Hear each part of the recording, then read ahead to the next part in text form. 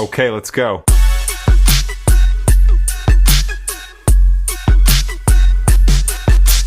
I'm Nicole Lee, and welcome back to You Never Know, where we talk about life, career, change, and the stories of people who have taken the unconventional road and embraced the unknowns. If you liked my content and podcast so far, remember to like, comment, or subscribe wherever you're watching or listening to this to help me create more relevant content for you in the future. It means so much to me. What does it take to do something different from your peers and create a space that none existed before? Today's guest has done exactly that. At 23 years old, she's the CEO of Backscoop, a fast-growing media startup company she founded at 19 that shines the spotlight on Southeast Asia's bustling startup scene by making it more engaging and accessible. But her story isn't just about building a business, it's also about breaking the mold and navigating life on her own terms. Today, we're going to go beyond the usual questions and ask her more about who she is, what drives this young founder, and how she's forging her own path at such a young age. I'm super excited to be having this conversation today. It is my absolute pleasure to welcome Amanda Cua to You Never Know. Amanda, welcome to the show. I'm so happy to see you again, and Yes. It's great to catch up in this format. I know. So different from having a coffee, right? I think in some ways it's better. I think it's going to be so much fun. Yes. And I remembered following you on LinkedIn about a few years ago. And then we managed to catch up in person last year when you were in Singapore. And one thing that stuck with me was that you were really sweet. Oh, thank you. I remember you brought me some chocolates from the Philippines, and I went home and tried it. I was like texting you like, super good, thank you so much. So really, really grateful to have had the chance to meet you and also to watch you grow in your own business, but also as a person. Yeah, I think you mentioned earlier before we sat down that there are no coincidences. And Yeah. I think we had some exchange before, and then we just reconnected just as I landed in Singapore last year. So I'm really glad that that happened. I think we reconnected at the right time, or maybe we connected at the right time, properly. Correct. There's nothing is coincidence, and there's always divine timing in terms of who you meet and why. So really glad that you're here. I wanted to start with finding out about who you are and how you grew up, because I know that many people think that you're from Singapore, but you're actually from the Philippines. So Amanda, tell us, where in the Philippines are you from and how do you grow up? So I grew up in the capital of the Philippines. So we call this place Metro Manila. So when people think of Manila, they think Manila City. But when everybody talks about Manila saying, I'm from Manila, they're actually from one of the cities in Metro Manila. So I grew up across a few different cities in Metro Manila. I spent my whole life there up until coming to Singapore last year. Okay, and how do you grow up as a child? Tell us more about that. So I started school at an all-girls primary school in the Philippines. So it was a Chinese-Filipino girls' school. We were learning in English and taught Filipino language and Chinese language in language class. So it was largely a Chinese community. And then I transferred to two different schools, another one where it was a Filipino majority, and then I finished up school at an international school. So I got to see different kinds of communities growing up. And it was really interesting for me to transfer schools, make new friends, and do this across different kinds of communities as well. It was very exciting for me to do this because I got to also explore my own heritage as somebody who's Chinese Filipino, and also ask myself a lot about identity. So I think this kind of journey, going across different schools growing up, especially across different communities, really influenced me to ask myself, who am I? What is my identity? What do I want to do? And especially when you're transferring schools, you have to find your own place in school again and again. Yeah. And I think this helped me a lot in terms of soul searching and figuring out, what do I want? Apart from that, my parents were also the type to say, it doesn't matter what exact grade you get. Let's say A+, B, B+. What matters is you did your best. So if your best is a B and you got a B, that's good. If your best is an A+ and you got a B+, then that's not good. Wow. So that's how my parents really approach things. And they always let me try to explore my interests. So they never enforce things like, you must do ballet, you must play piano. It was more of me being like, oh, there's this thing at school, or there's this new extracurricular. Can I try this thing? And then across the table, they'll ask me, why do you want to do this thing? What are the logistics? What's so interesting? And are you going to commit to this?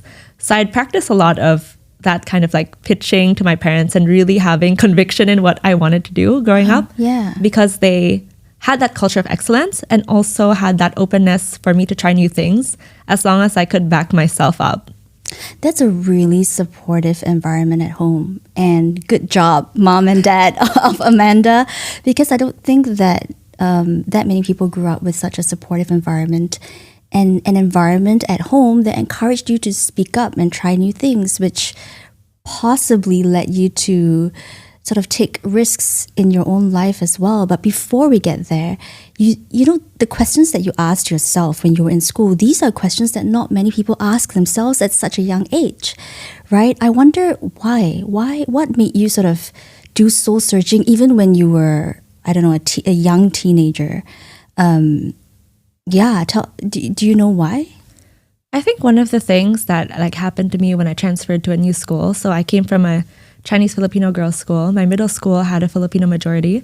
And it was really interesting to me because it was the first time I realized, oh, Chinese Filipinos are actually a minority. Because growing up, I thought, you know, we are all Filipino. Yeah. So this is like an identity crisis thing. So suddenly everybody was not used to having like other Chinese Filipinos around them. There were maybe like 4 of us in the entire year of like 60 plus people. Right. And then other people were speaking Filipino as their first language. Meanwhile, I grew up with English as my first language. So it was the first time I'd encountered this kind of like differences, like sort of being like an immigrant. Like I'm not an immigrant, but my great-grandparents were. Right. So these are really big for me when I transferred schools and tried to not really fight for my place, but find my own place in the school, feel a sense of belonging, have my own like purpose and value inside the school because I felt different was really important to me. Right. So this was when you transferred from the all-girls school, or which was mainly Chinese, yes, into the international school, which was a mix. This one was to the school, which was mostly Filipino. So I went through 3 schools. Right. Why did you change? So you moved houses. So that's why we moved to a different school. And then the last time I transferred schools was just because I wanted to have a better shot at university overseas. Yeah. And I thought the international school had a lot better resources and was a lot more competitive as well. Yeah, I know. It's so interesting. It seems so minor, right? You might have brushed it off like, yeah, I just changed school 3 times. But actually all these changes in your life actually put you in different environments and different types of context for you to actually see yourself in a different way. Yeah, right? exactly. Like I didn't know that like it was so different to grow up Chinese Filipino. Like we spoke English as a first language, growing up in the big city versus the second school, which was in the province, maybe 45 minutes down from Metro Manila. Like all of these created different kinds of people. And all of us liked different things. We lived differently, had different experiences. Yet we all went to the same school and became friends and all these things. Yeah, I love this example because I think what we don't realize is that when we are staying in the same environment, in the same place for such a long time, we actually forget that there are many different perspectives of life if you actually just take one step and move to something different. So I really love that example. You also mentioned that you had explored your Chinese heritage. What did you find? So when I transferred to the second school, we still actually taught Chinese because it, like long story short, it was a Chinese school, but not like barely anybody was Chinese there. Yeah. So it still taught Chinese. And then because I was one of few Chinese people, I suddenly thought it is very important that I am good at Chinese because I am one of the few like Chinese people here. Meanwhile, when I was in the primary school for Chinese Filipino girls, I was pretty good at Chinese, but everybody was just like, oh, Chinese class is so hard, blah, blah, blah, blah. Yeah. There was no like desire to be like good at it or teach it. Yeah. Suddenly I felt like I had to teach other people, be good at it, like be a good Chinese Filipino and like actually be good at Chinese. So that was one thing that I saw like, okay, as a Chinese Filipino, I should be good at Chinese, which I was anyway. And then at the same time, the school actually offered us summer trips to China. Right. So I went to that school in the 7th grade. I think the summer after 7th grade or the summer after 8th grade, I spent 1 year in Beijing learning Chinese. And that was also going into a new environment for me, because I'd watch the news and everyone was saying like people spit on the floor or like the street. There's smog. And then I went there and I was like, the news versus real life is not really the same. 100%. Like people were really nice and friendly. I loved my time in China. And that was maybe one of the other like big moments in my life where you realize, what other people say or what the media says may not actually be your experience. Maybe it might be true for some other people. Maybe it's not true at all. But your experience might be completely different from somebody else's. That's a very great lesson. And I think one of the things I've learned in life as well is the best thing you can do for yourself is to experience life yourself. And I actually stopped checking the news sometimes because I don't want to get influenced in one way or the other in terms of what's happening in the world. And I think by being there or by experiencing things yourself, you actually can make your own judgment call as to what this place is, who this person is yourself. I think that's a very good lesson. I wanted to ask, because you're in a Chinese Filipino family, there's often a lot of pressure to sort of run your family business or to take over your family business. Was there such pressure for you? So a lot of Chinese Filipino families have their own family business, big or small, especially because it's like immigrants. It's really hard to get a job. So a lot of these immigrants ended up making their own businesses, right? Okay. A lot of them stand like still today across different sizes. My parents both have jobs, but my dad has like a very small business on the side. And I thought maybe in the future I would help him let it grow. I think part of me feels that kind of desire to be part of the family, take up my own share and help support him. And I always thought that was something like letting go of, for example, the job I was going to have in the future or the business I was going to build in the future to support him and let's say that business.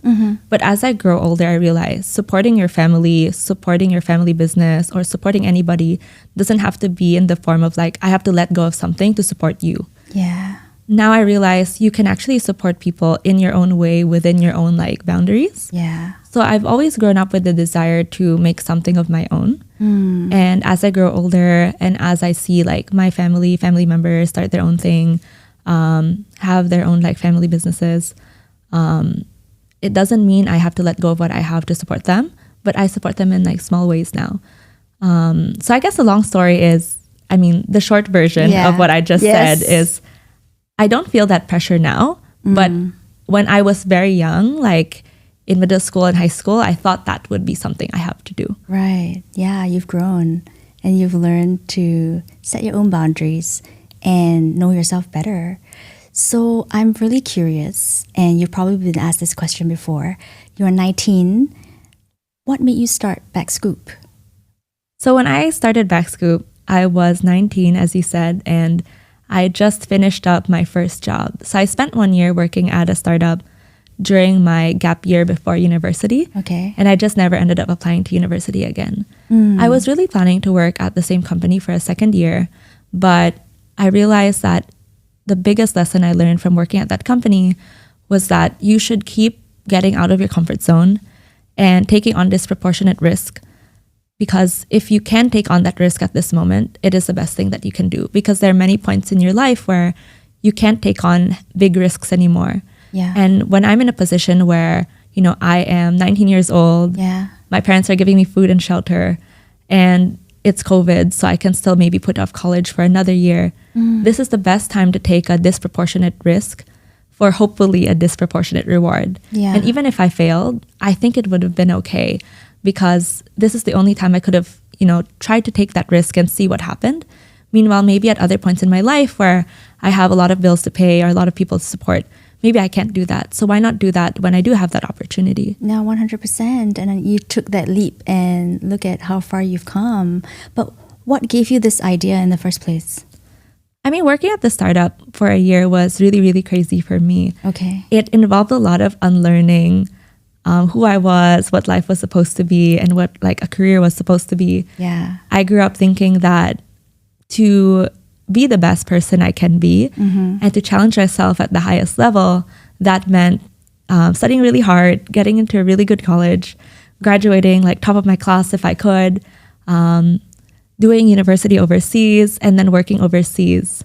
So in my high school mind, yes, successful Amanda in 2025, which is the year now, so like 5 years on, is like I'm in New York working as like a consultant or a banker.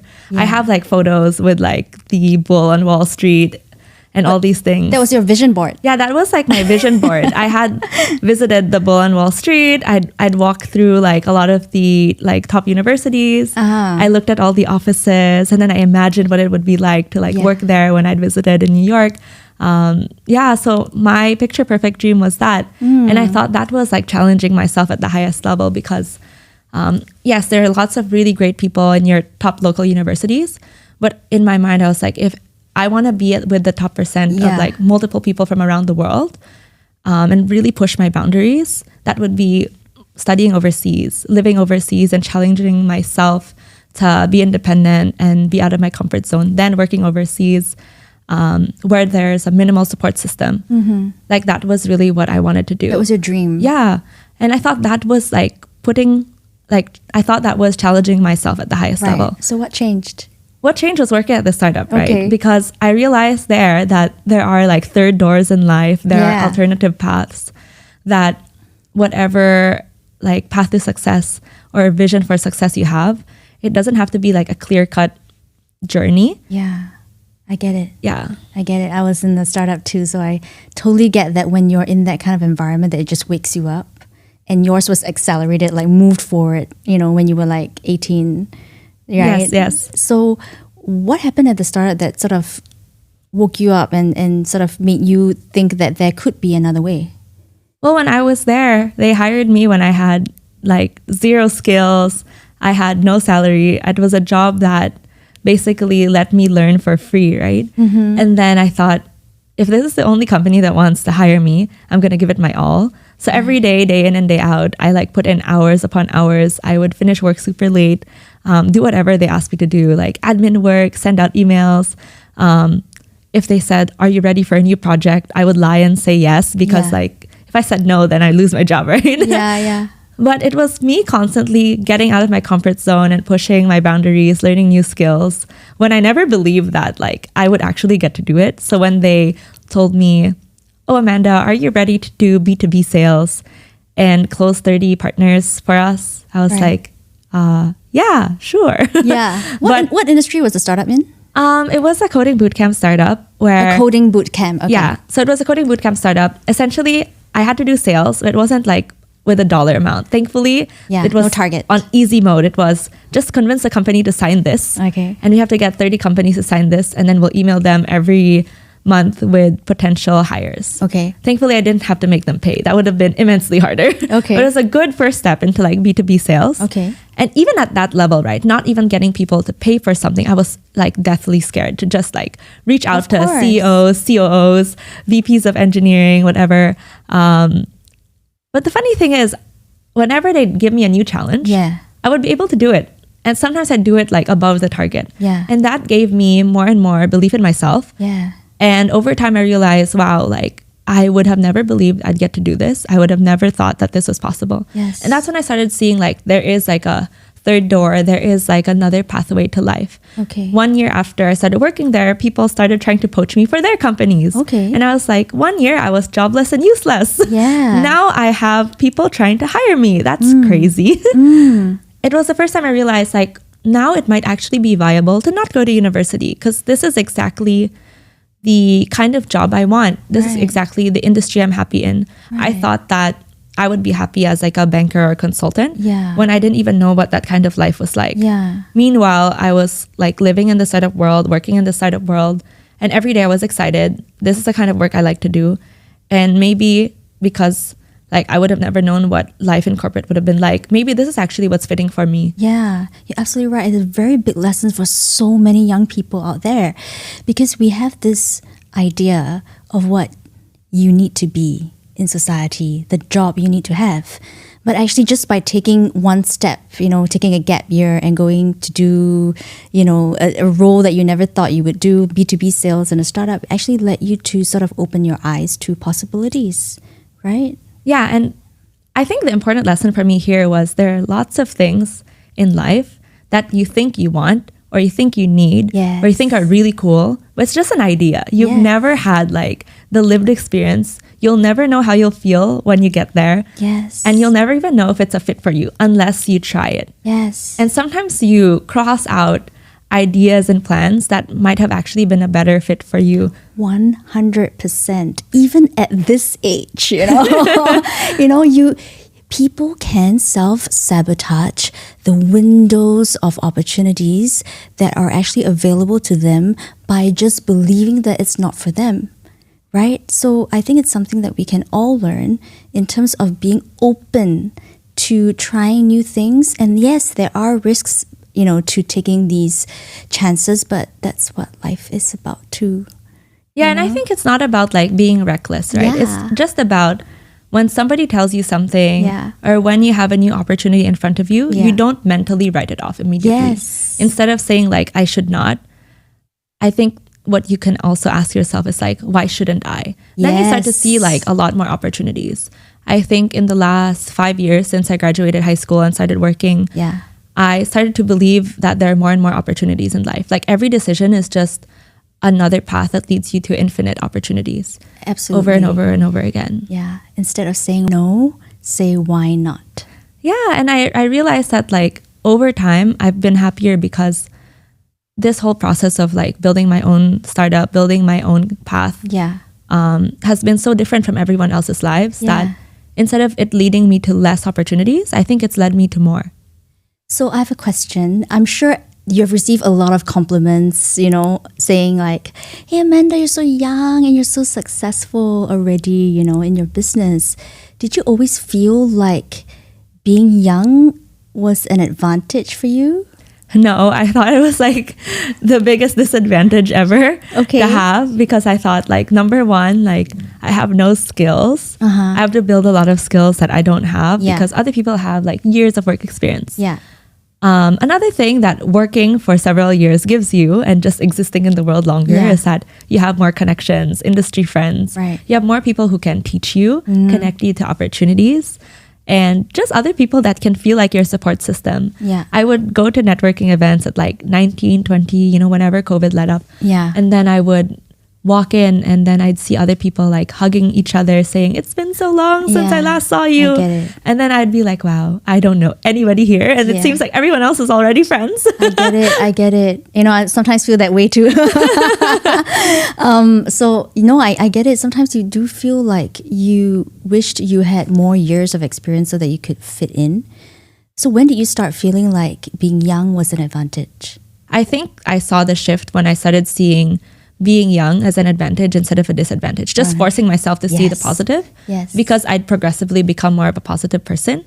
And when I started doing that, I also started to accept my age. Instead of trying to look older, trying to hope that I was like acting more mature, or instead of thinking about all of the advantages other people had, when I just accepted myself and my age, I started to see all of the benefits of it. So people were more welcoming to me, more supportive because they know that I'm just a young person trying things, Yes, because when you actually believe in yourself and accept you for who you are, people will then actually say that, hey, Amanda is giving off this energy, like I want to, she's owning herself, right? And actually I can even say the same thing for people who are older, people in their 40s, 50s who actually tell themselves like, I cannot do this anymore, I cannot do something new, I cannot try something new. Actually, it's actually what you tell yourself and what you believe in yourself that actually prevents you from trying something. So I'm really glad that you had that shift in your mindset and your belief.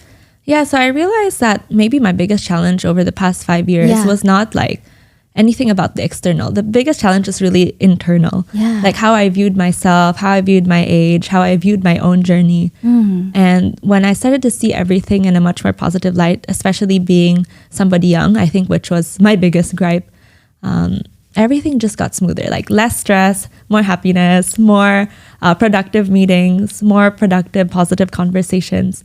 It just seemed like life just got better. Like more opportunities just started popping up the more I accepted myself and my story. Would you say that is the biggest challenge that you faced as an entrepreneur? Yeah, the biggest challenge I faced was myself. Interesting. No, that's interesting. It's actually important for people to hear, right? Because actually the biggest enemy is yourself and not someone else, right? Yeah, the biggest enemy is really yourself and not anybody else.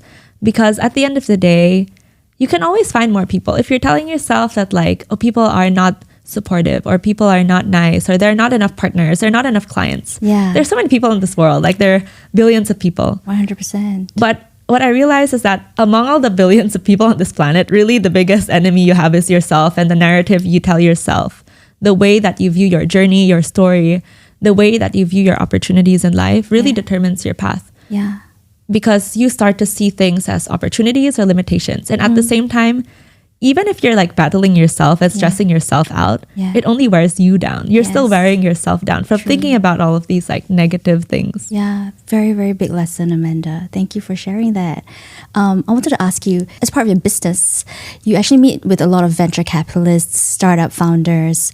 What are some of the biggest observations that you've learned and the biggest lessons that you've learned as well, observing these VCs and startup founders? So one of the things I realized, like working with a lot of startup founders and VCs, is that all of us also have very different and unique journeys. And I realized that as well. And that had been really helpful for me working in this space, because I'd come into the space like 18 years old, no college degree, from the Philippines. Yeah. And then as you actually get to know everybody, a lot of them also have very different experiences. They have a lot of experiences where they are challenging the norm, where they try an alternative career path. Yeah. And I think that's also where I found more belonging and where I started to accept myself more. Like, yes, everybody was older, but everyone also like had some kind of different career experience. Even the act of choosing to be a venture capitalist over, let's say, a banker or a consultant, or choosing to be a founder and leaving behind their home country, or leaving behind a more stable job. In that, I also found a lot more belonging and acceptance in myself. I think other observations I've had, working with them as well, is that everyone is also just another person. I get it. So that was also another challenge I had with being young. I would come into every meeting telling myself like, why is this like VC managing partner talking to me? Yeah. Why do I matter to them? Like, am I going to be able to tell them anything valuable? Am I going to be able to make them like happy and walk away from this saying like, Amanda was smart or Amanda was worth talking to? When I started to shift my mindset and realize that every VC partner, every like big founder, every big CEO is just another person, actually life is also a lot less stressful. And I think the conversations got a lot more productive, because I started to see them more as people as well, and have more authentic, meaningful conversations and truly connect. And I think when I would come to these people with a more genuine and less like anxiety, worry-filled like state, I would also get a lot of benefit from it when I wasn't looking. So before, I feel like you would say, okay, I'll go to this meeting, I'll bring these 3 things into it so that they can also help me. When I just come into it trying to have a conversation connect, then both of us actually get more value, because somehow the conversation just flows there. That's a really great perspective, and I completely resonate with that, because actually that's the same experience that I had as well, in my corporate journey, by seeing people who are more senior just as people. And that actually lowers your guard and lowers their guard as well, because you're connecting with them from a very neutral ground, and not having you don't have to have an agenda for every meeting. You know what I mean? It's actually just like you said, being authentic will actually then generate the conversation and the outcome that you might not expect. And that could be good as well. Yeah, and I think it's not also black and white, right? Yeah. So some people say like, oh, when you have like a coffee chat with somebody, it's not good to have an agenda. But at the same time, sometimes you also want to make sure you're not wasting somebody else's time, right? Yeah, for sure. So I think what I do when I reach out is I say like, let's say I want to have coffee and I want to ask you about these things. So it's also clear. Otherwise, I would say like, I just want to get to know you. I think those two work. And I think it also depends on like who that person is, how warm the connection is. But generally, I think when I shifted to reaching out to people from a perspective of like trying to be more open and connect with them as a person, it's been a lot more valuable. And also just being more open with the challenges that I faced too. I think before I just want to look like picture perfect in every chat. But then when I would like come to these conversations and then they ask me how things are, I would actually say exactly how things are. And then from that perspective of me telling them a challenge, they would give me their own thoughts and they would talk about, their similar challenges or their current challenges and their point of view. And it was a lot of those like one-off coffee chats I've had with somebody that have actually taught me a lot of like business insights. I can name maybe 3 specific coffee chats where I met that person for the first time. They asked me like, how are you? How is business? I actually explained like, this is how business is. These are my challenges. And whatever I learned from them, I applied and things worked and things got better. Awesome. Like imagine if I just said things are great. Let's move on from this topic. Right? I think like one of the most scary questions you can be asked is, how are you doing, Amanda? Especially when if things are not going that well, is to actually be okay to tell the truth about how you are feeling and doing at that point in time. But then that opens doors to then people wanting to help you, right? Let's talk about how you view your business today at 23 versus when you started at 19. Okay. So when I started at 19, all I wanted was to start a business and see if it worked. So that was the POV I had when I started Backscoop, right? I will start writing this newsletter. I'll start sending it out. And then I will see where it goes. And then I did see where it goes and it kept going. And I was like, oh no, I need a real business plan now. What do you mean by that? Because I just like didn't have many expectations. I just started it and wanted to see where it goes. And then it kept going. Like my business started to grow and I had more and more subscribers. And I somehow like now I have 43,000 followers on LinkedIn. Like, how did that happen? And then it's like one day I woke up and I'm like, wow, I have responsibilities now. Like now I have to have like a company direction now. And that's actually a good problem. I mean, it's a good problem, but it's more of like, I started it with no expectations and now I realize I have to be a business owner. I have to learn a lot of things that I don't know. I have to learn about like accounting. I have to learn about like hiring. How do I manage people older than me? Did that make you excited or did that make you nervous? I think both. Like it's both exciting because it's like something new. I love the challenge. Also, I'm still nervous, right? Because I want to do it right. And along the way, I realized you can never really do it right. There's no black and white right. You know what, Amanda? This is a perfect example of how following your passion and excitement without any expectation actually could lead you to something that's bigger and much bigger than you imagined, right? Because you didn't know what it was going to lead you to.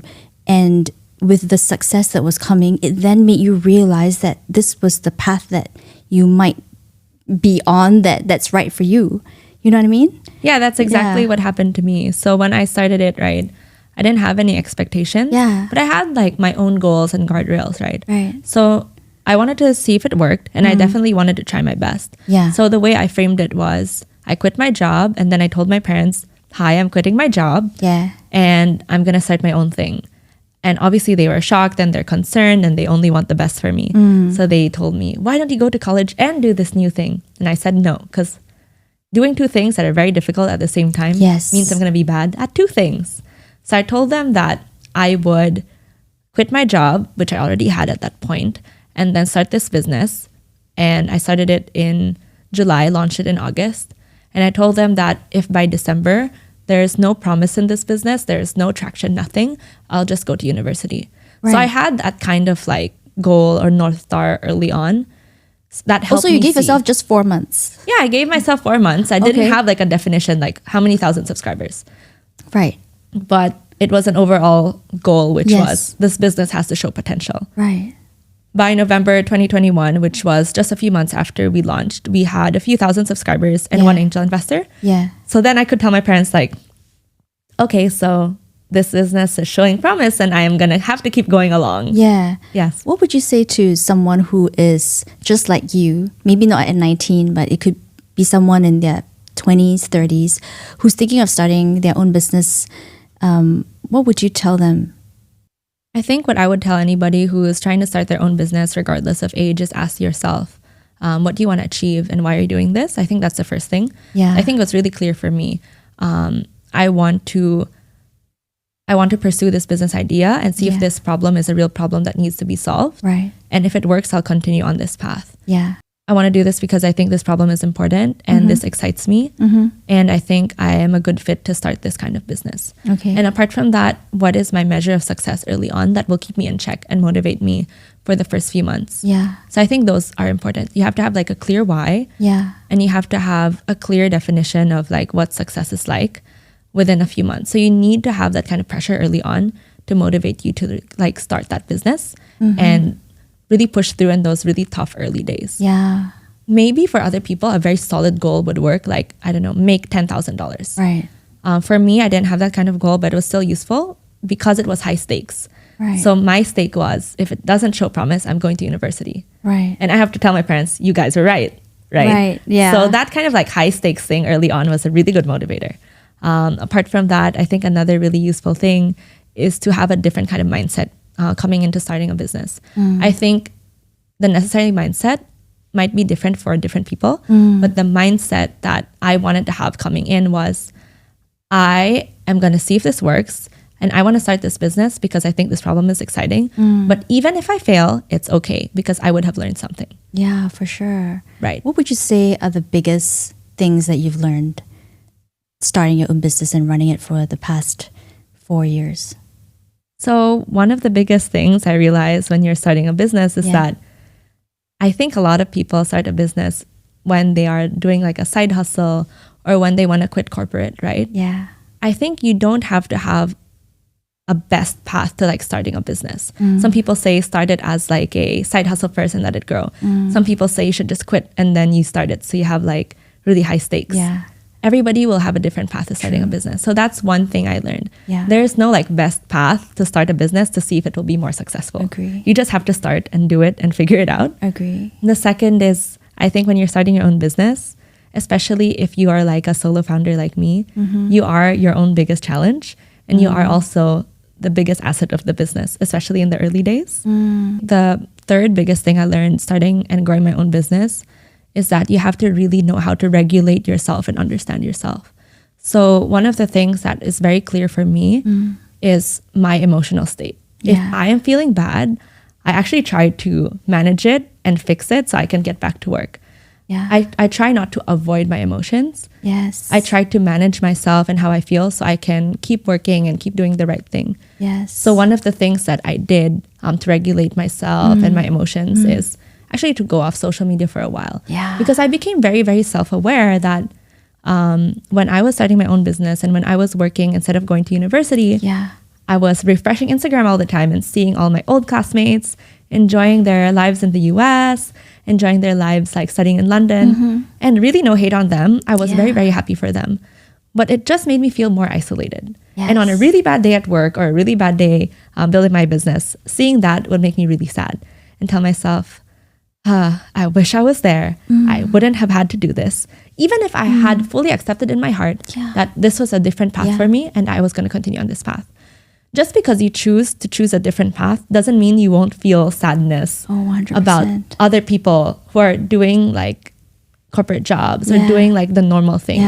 Right? Yeah, I feel that too. Myself, you know. It's not a sign to go back, right? Like I thought that if I chose a different path, I would never feel like, oh, I want to be in college. I want to work in corporate. You will always feel that way to some extent. True. Maybe less over time, but especially in the earlier days, you will feel that way. So you have to manage it. Yeah. No, this is very good advice and good lessons because one, like you mentioned, it's about not hiding and burying your emotions, especially when you're feeling down or when you're feeling discouraged, because being in a good state of mind, a good state of being is so important for you to actually be healthy enough to run your business. And I think that's something that whether you're in corporate or whether you're an entrepreneur is so important for your daily life, right? And the last one, of course, you mentioned was social media. I think that's something that I face too in terms of disconnecting, whether it's LinkedIn, Instagram, and the like, is to sometimes remove yourself from the noise, because everyone has an opinion. Everyone's posting something else that might make you feel a certain way. And a lot of times, like we say, it's how you feel about yourself that actually is the most important. So I think that's very smart in terms of filtering what you consume so that you are you, rather than being distracted and being sort of having those influences on you as well. Yeah, and it's not like black and white where it's like, I'm right and I shouldn't listen to them because they're wrong. It's, this is my life. Yes. This is how I want to do things. Yeah. This is their life. They might be choosing the right things for them and it's not right for me. So I don't want to be influenced. And I don't want to have that like subconscious pressure to make a decision that I know intrinsically is not for me. Because we are all people. We are all weak in our own ways. Yeah. So sometimes we might be influenced to make a decision or want a life or want something that we don't actually want or need just because it's something we saw or something we heard about or somebody or something someone talked about. So I think it's really important to regulate that. I think overall the biggest value I've gotten after, forging my own path for the past 5 years and building my own business for almost 4 years is really this journey of like self-discovery. Yeah. The more that I veer further and further off the normal path, the more I actually have discovered like myself. And I think there's a lot of freedom and there's a lot of peace that comes with it. Yes. So I'm really happy about that journey over the past 5 years. And that's a huge one for everyone, to be able to discover more of who you are so that you can live the life you're meant to live. I had a question, because you mentioned about, sort of, it's inevitable that you compare yourself with your friends and your peers on, whether it's on, Instagram or LinkedIn, etc. Did it make you feel more disconnected from your peers in some way? Do you find it harder to connect with that same group of peers over time? So I actually felt very embarrassed. Why? I remember that I would see some of them on LinkedIn. Yeah. And then I felt like, oh no, I am not like successful enough for them to see me yet. I'm not like I veered so far off the path. Like I am not in college. I am like trying my own thing, building my own business. Yeah. I don't want them to see me yet because I'm not ready. Right. Like in those movies where you want everybody from your hometown to see you after you've done your makeover and then you become successful. I was like, that was what I wanted to be. In those reality TV shows? Yeah. Yeah. So I was like, okay, I only want everyone to see me once I've made it work. But while I'm still trying to make it work, please don't talk to me. Please don't see me. Please don't add me on LinkedIn. Right. So that was like one big thing for me. I remember I was working on my business for about 2.5 years. I was eating ramen and I saw one of my old classmates, not someone I was close to, like at a restaurant, and I was there. I almost like put my face inside the ramen bowl. Why? I was just so embarrassed that somebody saw me. Like looking back, I was just like, I am not ready. Like for these people to see me, just because I felt like I had to prove myself. I get it. Because I had veered so far off the path, made such a crazy decision that I want them to only see me once I'm good enough. So that was another like big challenge for me, right? Like I want to hide from everyone in my old world. Right. Meanwhile, I'm so active on LinkedIn with everybody else because I didn't feel like people from the old world should see me yet because I'm not good enough yet. Right. And it's not about like, I have to prove to them that I'm successful. Right. It was really me feeling like I've done like a negative. I have to come back to like the neutral or back to zero to face them again. Yeah. And one of the things I also told myself was, I have 4 years technically. University is 4 years. I graduated high school in 2020. By 2024, I would have had to do something or have achieved enough to tell myself when all my peers are graduating, I am not worse than them. Right. It's not about being better than them. I really just wanted to be enough. Right. So I was mentally counting down. Oh my gosh, it's almost 2024. It's almost graduation season. Have I done anything like meaningful enough to justify the 4 years I have been away from university? It must have then put a lot of pressure on you.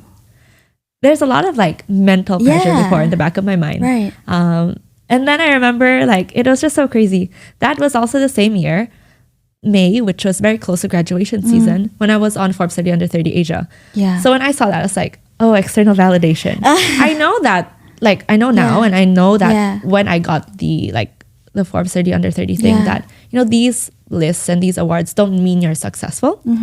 and they're like for external gratification. They're just for like flashiness. But it was helpful in that moment. For sure. To just tell myself, I am on the right path. Keep doing what you're doing. Even now, I wouldn't call myself successful. I don't think I have like done nearly enough of what I have set out to achieve. But definitely in that moment, I felt like it was like a check mark. Yes, you are okay. And you can keep doing what you're doing. And now I can face my old classmates and peers and feel like we're on even ground. And I get it. I think thank you for keeping it real in terms of the different versions of ourselves that we face throughout our journey, whether it's your own business or in life, because sometimes we do think that we have to keep up with the image that we are meant to keep up and how you want people to perceive us, and that's very normal. And I think that what you've gone through, and sometimes it's also about taking a pause and then recognizing the achievements that you've made as well, you know, over the years, and congrats as well on the recognition, because it is an achievement. But do you find that along the way that you had to drop people in your life because they no longer align with the version of you that you are today? Well, when I deleted social media, I actually dropped everybody. Not because I felt like they didn't align with my life. Just that I felt like I had to hide away from everyone. So there was a point in time where I really only had LinkedIn. And like a Facebook Messenger account with just a few relatives. To everybody else, I was like gone. Without a word, without a trace. And then like I was just on LinkedIn, posting all the time. So you had to sort of hide that part of you to people that you knew before. Yeah, because I think it's really very much tied into the thing I shared with you earlier, which was I don't want to be seen by all these other people when I still don't feel like I'm enough. So there was really a lot of insecurity in my journey over the past 4 years. I think it really only started kicking in the last 1 to 2 years, where I wasn't looking at my peers and telling myself, oh, they're better than me. Oh, I'm not as good as them. And now I just feel like we're all on even ground. We've all walked different paths, gone to different schools, taken different paths, gone to different countries, done different things. No matter what we've all done, we are all the same. So that's how I feel now. I'm not better, I'm not worse. We're all just the same. I know that you recently moved to Singapore. I think was it 6 months ago? Yeah, almost 6 months ago. Okay. And I really respect that, because for someone who's young, running her own business and moving from the Philippines to Singapore, I really respect that. So why did you move to Singapore? So I see a lot of value in putting myself in new environments, as you can see from like moving schools. So that decision had been validated across like moving schools. But also during my experiences going to China for the summer when I was like 15 and 16, I spent 1 month in Beijing and 3 months in southern China in 2015 and 2016. And I just saw a lot of value in those like new perspectives. And I saw a lot of value in like being alone. Like I wasn't influenced by my parents, my family, or like my teachers, because the program was not handled by the school anyway. And then I could see like, what do I do when I'm by myself? What do I value? Who are the friends I gravitate to? Who are the people I gravitate to when everybody is new? So then as I got older as well and started building Backscoop, I spent 3 years in Philippines building this business. And then I told myself the narrative of, you know, I don't want to be part of the brain drain. Like there's a big topic around brain drain and like leaving the country and never coming back. I never wanted to be one of those people. So there was this whole narrative in my head of like, I'm going to build like a regional business in the Philippines with Filipinos. This is the best way to be nationalistic and all these things, right? Over time, I realized that just because like you're leaving your own country doesn't mean you're not representing your country anymore, right? I realized that one, there's more value in actually leaving the Philippines so that I can better represent the Philippines. I can talk about the Philippines. I can meet people and then they will realize I'm actually Filipino. And I can actually connect people with opportunities in the Philippines, which is what I've been doing. I've been talking to investors or private equity firms, telling them more about the Philippines and talking about different companies in the Philippines with them, and sort of helping more people unlock and discover my country and bringing opportunities inside. So I think that's like one great way I can still contribute to my country, apart from like being a good representative, right? And apart from that, is also to be independent again, completely in my own space and in my own new world. I really didn't know what I was signing up for when I moved here. I thought it was just like, oh, learning how to fend for myself, like cook and clean, do my own laundry, manage my time. But the biggest thing I had to do here that I only realized now after maybe the 3 months of adjusting is that I was building a new life here again. So I was building a new life, like when I started my business and didn't go to university. Now I'm building my own life again here in Singapore, and how I want to live my life. And also how I want to grow and build my business. Because there are opportunities that I didn't even know existed until I came here. So even the way that I think about my business and its potential for growth, the revenue streams and all these things, all of these changed when I moved here as well. Yeah. What are some of the biggest differences that you see between the Philippines and Singapore? Or what are some of the biggest lessons that you've learned? I think I will talk about the lessons that I learned by coming here. Living alone and moving to a new country is more than just like fending for yourself, as I shared earlier, and really more about reconstructing a life and starting from scratch. And I think it's actually very important to do this. And I would encourage people to do this because it forced me to reevaluate everything. How do I think about my family? How do I think about myself? How do I think about my future? What do I value? When I'm faced with a new environment, how do I respond? There's just this much deeper sense of one, self-acceptance, one of like self-understanding, like two, self-understanding, and three, like potential for growth. Because when you live in the same place for so long, you're unknowingly limiting your opportunities because your perspectives are limited. I think those are really important. So one big thing I would recommend to anyone is go somewhere, live overseas if you can, and have a fresh start and see what happens. You don't have to commit to living there forever, 100%. But even just like a few months is very, very helpful. The second is that the world is actually more open than you think. And, you know, living in the Philippines where we don't have great public transportation yet, where a lot of us like stay in the same like areas and don't really go around. We're always in the same little environments and little bubbles. And we are so used to the same that we are afraid of what's different unknowingly. For sure. In Singapore, I will talk to the Grab driver. In Singapore, I will talk to random people on the street.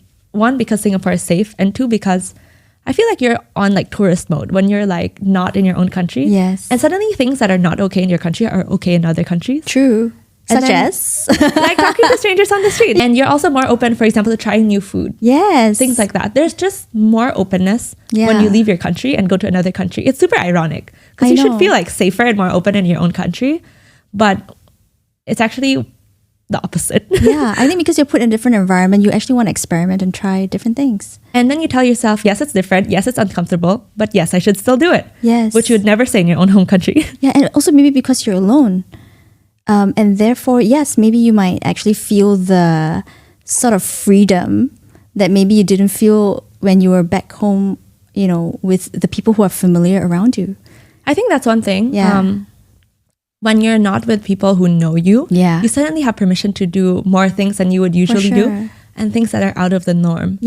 Which are also really interesting things to observe. Because these aren't necessarily crazy changes. And at the same time, it's like you can have a whole new identity somewhere else. You have more permission to do something different, be someone different, because you have no routines anymore. If you were to go back in time, what would you tell yourself at 19 based on what you know today? I think one thing I would tell myself at 19 is actually look back and see that you've done a good job. I think it took me a really, really long time to realize that I have actually achieved different things. Like my lifestyle in the Philippines was work all day, go to the gym, hang out with my parents, very, very occasionally hang out with a few friends that I was keeping in touch with at the time. So I lived a very like work-driven, isolated life where I would just tell myself, keep going. You have to keep doing more stuff. You have to keep achieving more things. And because a lot of the people that I was serving, like founders and VCs, were in like other markets like Singapore, Indonesia, I would rarely get to see, let's say, the fruits of my labor in a very tangible way. But when I went to Singapore last year, people would like run into me on the street and say, "Hi, Amanda, I read your publication. I am a big fan. I find it useful for XYZ reasons." And this happened like so many times last year and even until now. And then when this started happening, I was like, wow, I have built something real. I have built something impactful. People actually value me. Because you have to also like put it into the perspective, right? Like I was just like on my laptop working every day. Yeah. So I never really felt that I've done something meaningful until I came here and I would run into these people on the street. Yeah, because a lot of your audience is here. Too. Yeah. So I guess it gave me humility, right? But I think it also didn't let me develop my confidence enough as well. So I think that was something big that I tried to build recently. Yeah. And at the same time, being confident and being humble don't like attack each other. You can be both. 100%. Yeah. You don't have to keep like discounting yourself. Especially I think for women, this is something we do. Yes. We're always like super humble and we don't want to say like, yes, we actually did that. That's true. That's true. Yeah. And it's a lesson that I'm learning too, is to be able to be confident in your own skin while being humble enough to say, I'm still learning. I'm still a work in progress. I'm still on this journey. And I recognize where I'm at and where I'm going to go towards as well. I'm going to ask you some rapid fire questions. And yeah, you can respond in any way you want to. So I'm going to start. If there was one piece of advice that you would give to someone who's thinking of starting their own business today, what would you say to them? Just start and hold on a little longer at the beginning than you think you should. Because I think at the beginning is when you'll run into a lot of like difficulties over and over again. So I think that's where you should just tell yourself, hold on and find another way. Okay, so just start and hold on at the beginning. Next question is, what is something that people get wrong about you? I was always super confident, right? So, because I was always posting on LinkedIn, talking about my journey, talking about my story. I guess I was confident enough to post about it, but I don't think I was still the most confident person. I also have insecurities. And I think that's also where people can find more maybe solace as well. You don't have to be the most confident person in the room to be able to post about your journey, to talk about yourself and to put yourself out there. I always felt nervous. I always felt some level of discomfort or insecurity, but I always just forced myself to get out there, keep doing like the speaking engagement, keep posting, keep reaching out to people. Okay, no, I think that's really good advice, to just sort of put yourself out there even when you might not feel at that point the most comfortable doing so, because growth is about being uncomfortable. If there was one song or a tagline that you could choose to best describe you, what would that be? I think, so I listen to a lot of sad songs, actually. I really, really enjoy listening to sad songs. Okay. Because I think it helps me think through how I feel, especially in like the down times. I get it. I listen to sad songs too, yeah. I think, as I told you earlier, there are always times where you'll feel like you've chosen a different path and it's hard. Yeah. Whenever I feel that way, I listen to the song called Worst Case Kid by Tommy Lefroy. Okay. So the artist, they're a duo from London, and they wrote the song about their decision to choose music instead of like a traditional career path. Okay. So I really like listening to that. It was my top song on Spotify last year. Okay, I'm going to check it out. I haven't heard it before, so I'm really looking forward to check it out.